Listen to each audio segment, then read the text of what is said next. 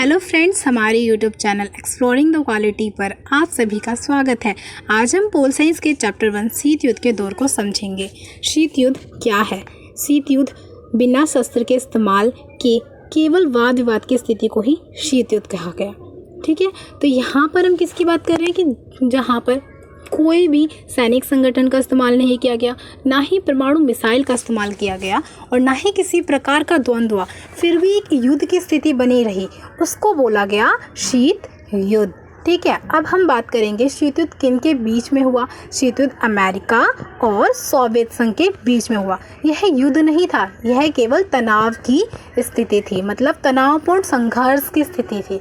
ठीक है, अब उसके बात करते हैं कि जो पहला विश्व युद्ध था और दूसरा विश्व युद्ध कब लड़ा गया। पहला विश्व युद्ध 1940 से लेकर 1918 तक रहा, लेकिन दूसरा विश्व थोड़ा अहम रहा क्योंकि दूसरा विश्व युद्ध 1939 से 1945 के बीच रहा। दूसरा विश्व युद्ध मित्र राष्ट्रीय और ध्रुवीय राष्ट्रीय के बीच रहा। अब आपको मैं बता दूं, मित्र राष्ट्र में कौन था। मित्र राष्ट्र में सोवियत संघ, अमेरिका, फ्रांस और ब्रिटेन था। अब आप कहोगे अरे ये शीत युद्ध तो अमेरिका और सोवियत संघ के बीच में रहा और ये दोनों मित्र राष्ट्र थे। तो मैं यही बताना चाहती हूँ कि 1945 के बाद ही शीत युद्ध स्टार्ट हुआ था। ठीक है, एक दूसरे में कंपटीशन की भावना आ गई थी कि नहीं भाई हम ज़्यादा तेज़ हैं, हम एक दूसरे से आगे निकलना चाहते हैं। मीन्स संस्कृति के रूप में हो, चाहे राजनीति के रूप में हो, चाहे हथियारों के होड़ में हो, हर चीज़ में वो एक दूसरे से आगे बढ़ने की कोशिश कर रहे थे और कंपटीशन कर रहे थे। इसी कारण शीत युद्ध स्टार्ट हुआ। फिर उसके बाद बात करते हैं कि किन के बीच में हुआ था शीत युद्ध। ध्रुवीय राष्ट्रीय और मित्र राष्ट्रीय। आपको बता ही दिया कि अमेरिका, फ्रांस और ब्रिटेन सोवियत संघ मित्र राष्ट्रीय में थे। ध्रुवीय राष्ट्रीय में कौन थे? जर्मनी, जापान, इटली, जिसे मैंने JJI से डिनोट किया है, उसे आसो ब्रिफा। उसके बाद बात करते हैं क्यूबा का मिसाइल संकट। क्यूबा का मिसाइल संकट जानने से पहले आपको ये पता होना चाहिए जो क्यूबा है वो अमेरिका से सटा हुआ एक छोटा सा द्वीपीय देश है। और अमेरिका के फिर कौन कौन पड़ोसी देश हो गए? सोवियत संघ हो गया, अमेरिका, मैक्सिको, जमैका और हेती इत्यादि क्या है? सोवियत वो क्यूबा के पड़ोसी देश। और जो क्यूबा है वेस्ट इंडीज़ का सबसे बड़ा द्वीपीय देश है और ये अमेरिका से सटा हुआ एक छोटा सा द्वीपीय देश है। जैसे मान लीजिए अमेरिका है यहाँ पर और यहाँ पर है क्यूबा। ठीक है, अगर आप मैप देखोगे तो आपको मैप में दिखेगा कि अमेरिका से सटा हुआ एक छोटा सा देश है जो वो है क्यूबा। ठीक है, लेकिन क्यूबा का हमेशा से झुकाव किसके प्रति रहा? सोवियत संघ के प्रति रहा। वो क्यों रहा इसको मैं बताऊँगी अभी। ठीक है, स्टेप बाय स्टेप बताते हैं। इसके बाद बात करेंगे कि 1959 में फिदेल कास्त्रो ने जनरल बतीस्ता की सरकार का तख्ता पलट कर दिया और क्यूबा में किसकी कौन सी पार्टी की स्थापना कर दी? कम्युनिस्ट पार्टी, जो कि तानाशाही थी। तानाशाही मतलब कि जो जनता का बिल्कुल ख्याल ना रखना, वहाँ पे लोकतंत्र बिल्कुल स्थापित ना होना, ना ही किसी को वैचारिक स्वतंत्रता थी, वाद विवाद की स्वतंत्रता थी, उसी को बोला गया तानाशाही। केवल सरकार की ही चलती हो। ठीक है, उसी को बोला गया तानाशाही। तो किसकी सरकार थी ये? फिदेल कास्त्रो की। किसको हटा दिया था? जनरल बतीस्ता। यह पीछे की हिस्ट्री है, आपको बुक में नहीं मिलेगा ये चीज़। मैंने सभी बुक में से फाइंड आउट करके फिर मैंने बताया कि क्यों क्यूबा का मिसाइल का संकट स्टार्ट हुआ, क्यों अमेरिका से क्यूबा को डर था। ठीक है, फिर उसके बाद बात करते हैं क्यूबा को अमेरिका से डर। क्यूबा को अमेरिका से इसलिए डर था क्योंकि जब फिदेल कास्त्रो नया राष्ट्रपति बना क्यूबा का, तब उसने क्या करा? क्यूबा में जितने भी उपस्थित अमेरिका के पूंजीपति उद्योग थे ना, उन सबको हथिया लिया।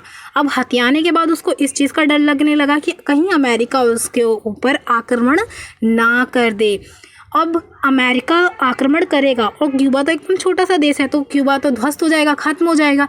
इसीलिए उसने किससे हेल्प मांगी? उसने सोवियत संघ से हेल्प मांगी। ठीक है, सोवियत संघ से इसी वजह से क्यूबा ने हेल्प मांगी। और जब सोवियत संघ ने हेल्प दी तो क्यूबा ने भी उनकी हेल्प करी। सोवियत संघ पहले से ही अमेरिका से आगे बढ़ने की कोशिश में कर रहा था, तो उसने क्या करा?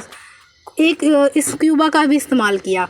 उसने सोवियत संघ ने क्यूबा को वित्तीय सहायता तो प्रदान करी, साथ ही साथ क्यूबा में 1961 में क्या करा सोवियत संघ ने? क्यूबा में सैनिक अड्डे स्थापित कर दिए। किसने? सोवियत संघ ने। और इसी वजह से 1961 में सोवियत संघ के जो नेता थे वो इस चिंता में थे कहीं अमेरिका का राष्ट्रपति कहीं क्यूबा के राष्ट्रपति का तख्ता पलट ना कर दे। वो क्यों? क्योंकि मैंने रीज़न आपको यहाँ पर बता दिया।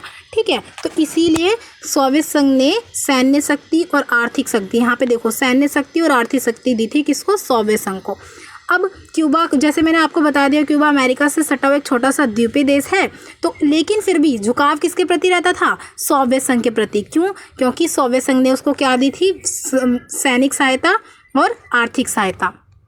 ठीक है, फिर उसके बाद हम बात करते हैं कि 1962 में परमाणु मिसाइलें तैनात कर दी। किसने तैनात कर दी? सोवियत संघ ने। किसने?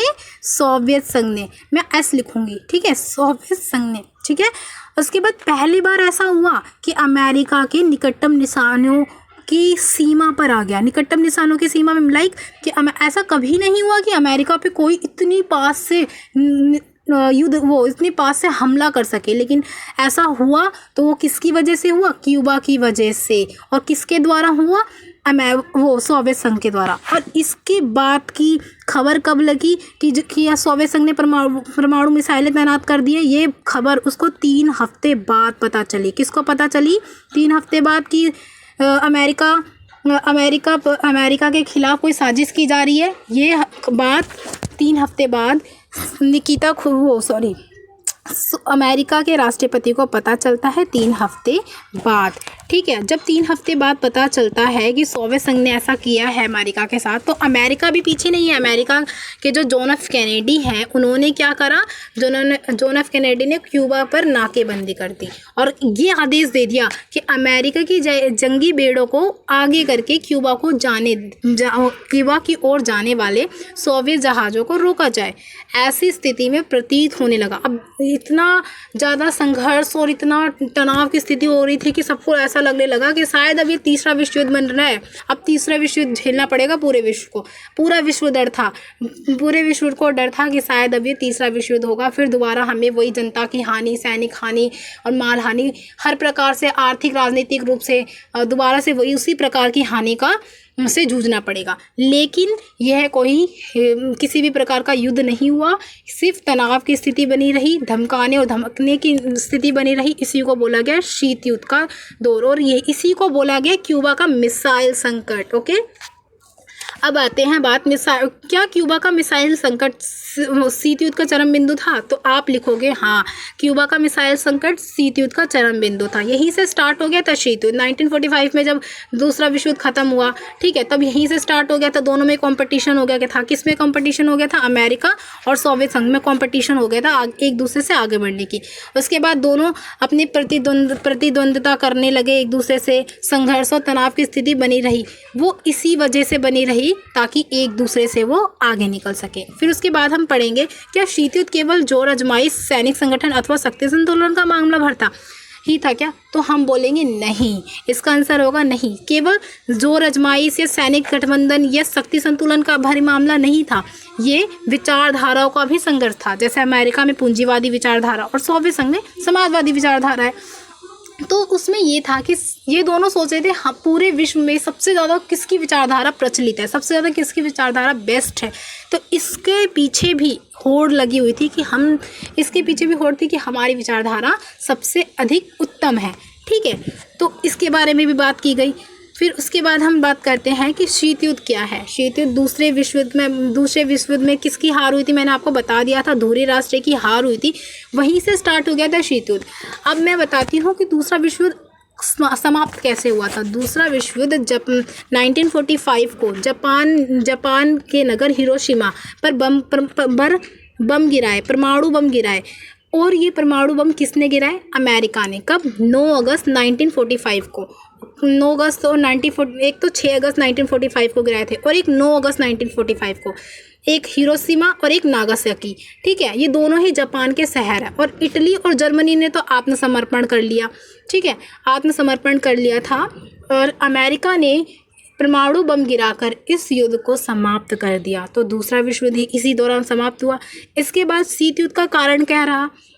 शीत युद्ध का कारण यह रहा, अमेरिका और सोवियत संघ महाशक्ति बनने की होड़ में एक दूसरे के मुकाबले करने लग गई। तो यही शीत युद्ध का कारण बना, क्योंकि अब ये दूसरा विश्व युद्ध खत्म हो गया तो केवल दो ही शक्ति बच गई ना, अमेरिका और सोवियत संघ, और ये दोनों क्या थी, मित्र राष्ट्र थे। ठीक है, अब इसकी बात करते हैं कि शीत युद्ध, जो शीत युद्ध है वास्तव में यह ना तो युद्ध की स्थिति थी, ना ही सशस्त्र सैनिक संघर्ष की स्थिति थी, और ना ही शांति की। यह केवल बेचैनी भर शांति की स्थिति थी। मतलब कि कोई युद्ध नहीं हुआ, उसके बाद भी बेचैनी थी कि कहीं युद्ध ना हो जाए, कहीं परमाणु मिसाइलें तैनात ना कर दे एक दूसरे के खिलाफ। तो ये सारे टकराव, तनाव की स्थिति को ही शीत युद्ध कहा गया। ठीक है, फिर आपको यह बताने की कोशिश करूंगी कि यह ना तो गोलाबारी की थी और ना ही तोपों, बल्कि वाक संघर्ष यहाँ पे मतलब बोला जा रहा है एक दूसरे को, जैसे हम बोलकर एक दूसरे से, जैसे एक राजनीतिक पार्टी दूसरी राजनीतिक पार्टी को कैसे तंग कसती है, उसी तरीके से यहाँ पे वाक संघर्ष हुआ। ठीक है, तो विरोधी बयानों को देके, जैसे एक दूसरे के खिलाफ विरोधी बयान देते हैं, उसी तरीके से जो भी चालबाजी राजनीतिक क्रियाएं हुई उसी को बोला गया शीत युद्ध।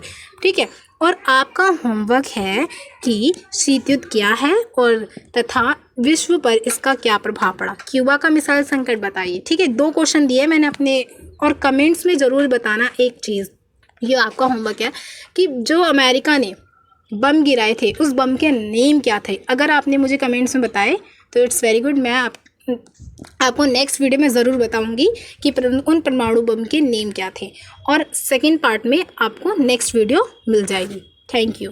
अगर मेरा वीडियो समझ में आए और आपको अच्छा लगे तो प्लीज़ सब्सक्राइब करें, लाइक करें और शेयर करें।